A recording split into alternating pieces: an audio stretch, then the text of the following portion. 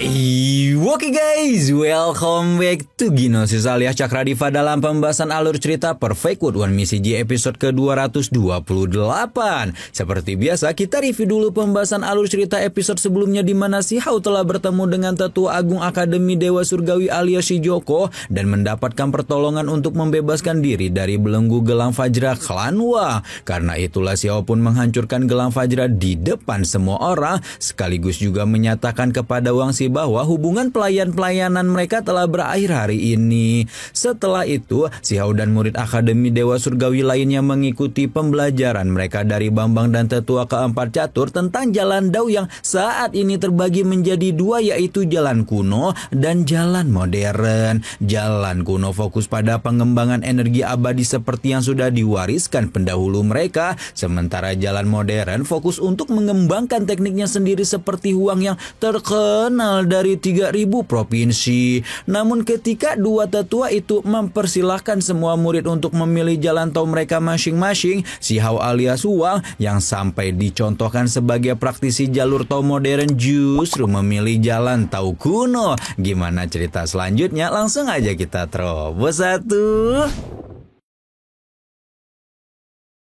Dua tetua yang sudah mengetahui identitas asli si Hao jelas dibuat terbagung-bagung dan menanyakan kenapa atuh pemuda yang sudah mencapai kesempurnaan penempaan tubuh fisik itu dan pengembangan jalur Dao modern yang sudah berakar kokoh justru membuat pilihan yang sia-sia seperti ini. Si Hao dengan acuh tak acuh berkata bahwa dia sudah mengembangkan 3 energi abadi dan justru kalau meninggalkan jalan Dao kuno begitu saja akan menjadi hal yang disayangkan. Catur juga mengingatkan tentang sulitnya membangun fondasi dari peninggalan abadi kuno yang tidak lengkap. Namun Xiao dengan sangat yakin justru berkata bahwa dia berniat untuk menghancurkan fondasi itu sebelum membangunnya kembali dengan lebih baik. Setelah melihat keyakinan si Hao, Catur semakin yakin bahwa pemuda itu pasti memiliki rencana matang atau bahkan telah merencanakan hal lain yang tidak akan bisa mereka prediksi sebelumnya. Setelah seluruh murid memilih jalan Dao mereka masing-masing, dua tetua pun melanjutkan pembelajaran dengan membawa murid baru Akademi Dewa Surgawi yang memilih jalan Dao kuno ke Gunung Aksara Kuno Giok Putih. Setiap aksara yang ada di gunung tersebut mengandung hukum abadi kuno dan para tetua berharap murid-murid baru ini bisa mempelajari peninggalan kuno abadi dari jutaan aksara yang ternyata bisa mengambil tubuh fisik tersebut.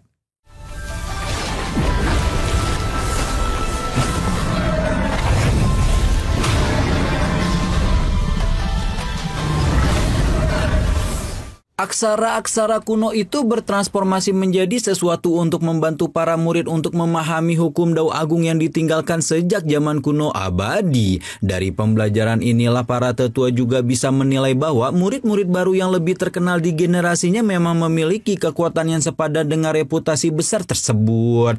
Beberapa sosok familiar di antara banyak murid beken itu adalah Lu Tao yang berhasil memahami hukum Dao Agung dalam waktu yang sangat singkat, dan Raja tanpa mahkota Zesian yang bisa memanfaatkan Dao Agung untuk memanifestasikan benih abadi di tubuhnya, sehingga dua tetua mulai bertanya-tanya apakah murid baru akademi mereka ini sebenarnya merupakan senior besar yang telah gugur di masa lalu. Atau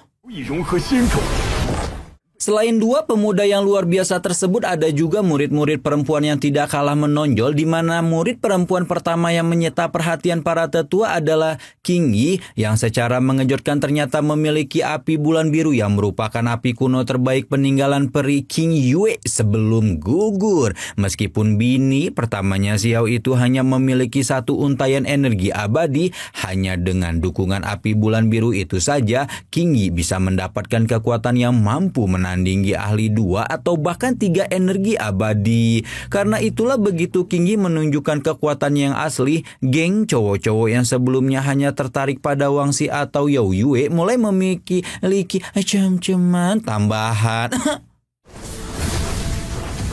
Selain Jesian dan King Yi, Raja 10 Mahkota, Tianji juga menunjukkan pencapaian yang luar biasa dengan berhasil mengembangkan benih abadi menjadi pohon dunia yang membuat Xiao langsung teringat dengan benih abadi Maudou sebelum terestorasi oleh kekuatan sang abadi. Setelah para murid baru mendapatkan pemahaman hukum Dao kuno tipis-tipis, Catur pun nge-spill kalau setelah ini mereka akan dikirim memasuki makam alam dan bersaing dengan Akademi Abadi serta Akademi Suci yang sebenarnya merupakan tempat Yuan King belajar sebelum dibuang di masa lalu. Melihat murid-muridnya mulai jiper, Catur pun memberi mereka kesempatan untuk memasuki tungku pil kuno abadi dan mengambil pin obat sesuai dengan kemampuan mereka masing-masing. Begitu memasuki tungku pil, para murid cowok sudah berbaris rapi menunggu cem-ceman mereka yang baru. Siapa lagi kalau bukan reinkarnasi Dewi Bulan Biru alias bini pertamanya Kang Pak Boy King Yi. Tidak hanya murid-murid NPC yang dibuat kelepek-kelepek oleh pesona King Yi, murid sekelas Luo Tuo pun menawarkan diri untuk menemani tubuh kedua Yu Chan tersebut sebelum langsung dihadang oleh pawangnya alias Si Hao yang tanpa banyak babi bu langsung mengajak King Yi menjelajah tungku pil bersama. Namun belum sampai King Yi memberikan jawaban, tiba-tiba mic-nya kepukul. Saking semangatnya ini teh. Tiba-tiba masuklah murid entah siapa yang dengan enggak tahu dirinya malah ngajakin Xiao baku hantam atuh. Di mana ajakan itu langsung dijawab dengan responsif oleh pelayannya Xiao alias sang tuan muda domain asing Maudou. Murid enggak tahu diri bernama Jinze itu langsung menyayangkan kekuatan dan reputasi Maudou sebagai tuan muda domain asing, namun sekarang justru dengan sangat menjadikan menjadi pelayan dari pelayan perangnya Wang Xi. Jinze menawarkan Maudou untuk bergabung dengan klan bangsawannya, namun sayang tawaran itu sama sekali tidak menarik perhatian Maudou yang sudah tahu benar seberapa kuat tuan yang dia layani saat ini.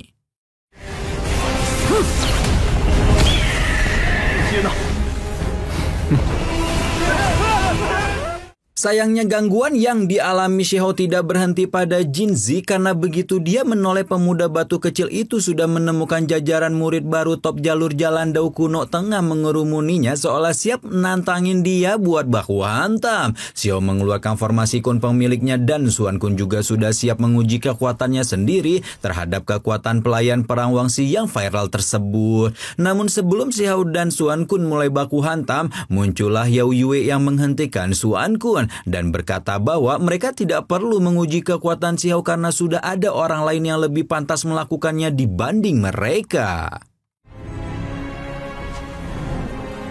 Iya, orang lain itu adalah mantan majikan Xiao, siapa lagi kalau bukan sang tuan putri keluarga kerajaan Sansheng alias Wang Xi. Kalau dahulu Wang Xi masih menggunakan bahasa dan tutur kata yang ramah kepadanya, Xiao dapat melihat dengan jelas bahwa saat ini tuan putri klan Wang itu menyimpan kebencian karena menganggap pemuda ini memang sengaja berpura-pura menjadi pelayan perang untuk mempermalukan keluarganya. Selain itu, Xiao juga sudah meninggalkan jejak di hati daunya dengan kata lain membuat Wang Xi kelepek-kelepek kayak ikan gak kebagian air, sehingga tuan putri klan Wang itu berpikir untuk menghabisi Xiao demi memutus belenggu pemuda tersebut. Tanpa banyak babi bu, Wang Xi mengeluarkan pedang emas gelap abadi dan meliuk-liukan tubuhnya bak penari hingga membuat semua orang berdecak kagum karena mengetahui bahwa klan Wang memiliki teknik penenang kekacauan yang merupakan salah satu teknik pedang terkuat sepanjang masa.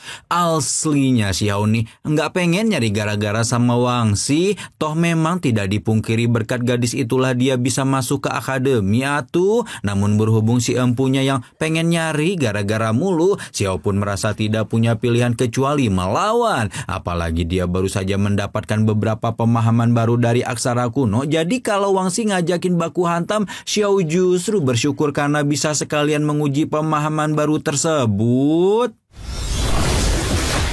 Xiao mengeluarkan sebuah teknik baru yang disebut sebagai telapak pencengkraman langit dan mulai memberikan perlawanan yang membuat Wang Xi cukup kerepotan. Semua orang langsung berdecak kagum melihat Xiao mampu menguasai teknik yang baru banget dia pelajari beberapa waktu yang lalu. Namun Wang Xi di sisi lain tidak sudi mengakui kehebatan Xiao dan menyebutkan bahwa pemuda itu tidak mungkin bisa mengurungnya di dalam kubah petir ini. Wang Xi mulai mengayunkan pedang emas abadinya beberapa kali dan harus Xiao akui bahwa senjata gadis itu memang bisa disebut hampir sempurna. Sayangnya Xiao masih sangat percaya diri karena semua orang tahu kekuatan petir mengalahkan logam. Namun Wang Xi juga merupakan seorang pemuda yang memiliki harga diri setinggi langit dan sebuah ketidakmungkinan dia mau menyerah begitu saja kepada Xiao. Karena itulah Wang Xi menggunakan teknik penenang kekacauan sampai ke puncaknya dan berhasil menghancurkan tangan pencengkraman langit Xiao dengan 2 pertukaran yang singkat. Sayangnya teknik pencengkraman langit hanyalah satu teknik baru yang baru beberapa menit lalu gitu Xiao dapatkan, dan pemuda yang dikenal dengan julukan Raja Iblis itu tidak salah lagi menyimpan teknik yang jauh lebih kuat untuk diuji coba melawan Wang Xi.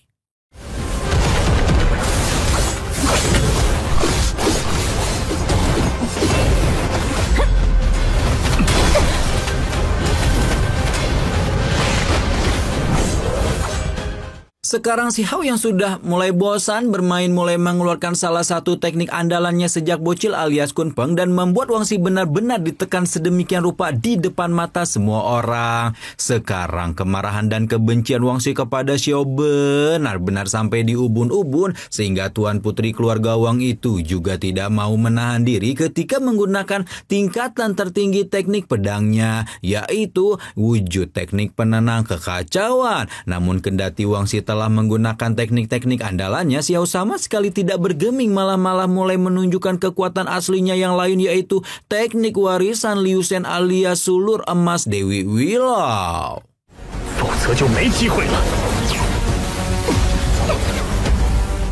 Setelah beberapa kali memberikan perlawanan untuk melepaskan diri dari kurungan sulur emas Xiao, Wang Xi masih tidak berhasil menggoyahkan kekuatan dewa tersebut dan membuat semua orang yang menonton pertandingan auto terbangun tidak menyangka keturunan keluarga kerajaan itu akan dikalahkan oleh mantan pelayan perangnya. Di sisi lain, Wang Xi masih tidak sudi mengakui keunggulan Xiao dibanding dirinya dan mulai menggunakan api naga penjaga dunia yang merupakan wujud tubuh spiritualnya sendiri yang menandakan murid perempuan paling beken di Akademi Dewa Surgawi itu siap bertarung mati-matian melawan Xiao.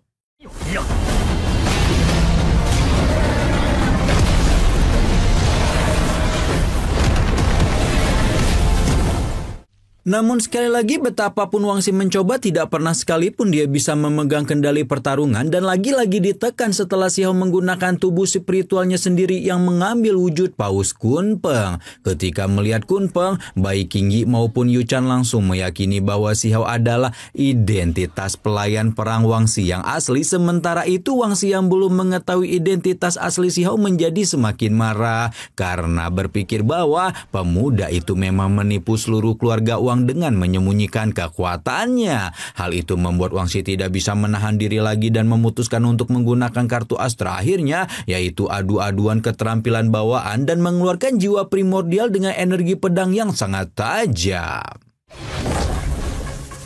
Wang Xi berjanji akan memusnahkan kesombongan Xiao ketika melepaskan embrio pedang jiwa primordial yang merupakan keterampilan puncaknya. Namun di sisi lain Xiao sama sekali tidak gentar ketika melihat kekuatan Wang Xi karena bahkan dengan keterampilan bawaan, Xiao yakin bahwa kemampuannya masih mampu mengungguli semua murid baru yang ada di Akademi Dewa Surgawi saat ini. Dan benar saja, beberapa saat kemudian Xiao dengan ngide melakukan fusion atas teknik barunya dengan Cakrawala dengan kekuatan reinkarnasi yang menciptakan sebuah teknik yang sama sekali baru namun luar biasa hingga mampu menghancurkan teknik pedang Wang Xi dengan begitu kejam. Kali ini semua orang bisa melihat bahwa tidak salah lagi Xiao memiliki keterampilan yang jauh mengungguli Wangxi dan kemungkinan besar semua murid baru top yang dimiliki oleh Akademi Dewa Surgawi. Namun bahkan setelah melihat dan merasakan sendiri kekuatan Xiao, Wangxi masih tidak mau mengakui kekalahannya dan berkata bahwa pasti akan ada hari di mana Xiao akan terinjak di bawah kakinya. Menyaksikan gadis yang begitu keras hulu, Xiao pun akhirnya menyerah untuk terus bersembunyi dan memutuskan untuk mengungkapkan identitas aslinya sendiri sebagai Huang demi ngasih paham kepada Wangxi tentang siapa orang yang sebenarnya dia lawan sebelum kemudian mempersilahkan siapapun yang mau masih cari gara-gara dengannya untuk melawannya. Mamam siakabe.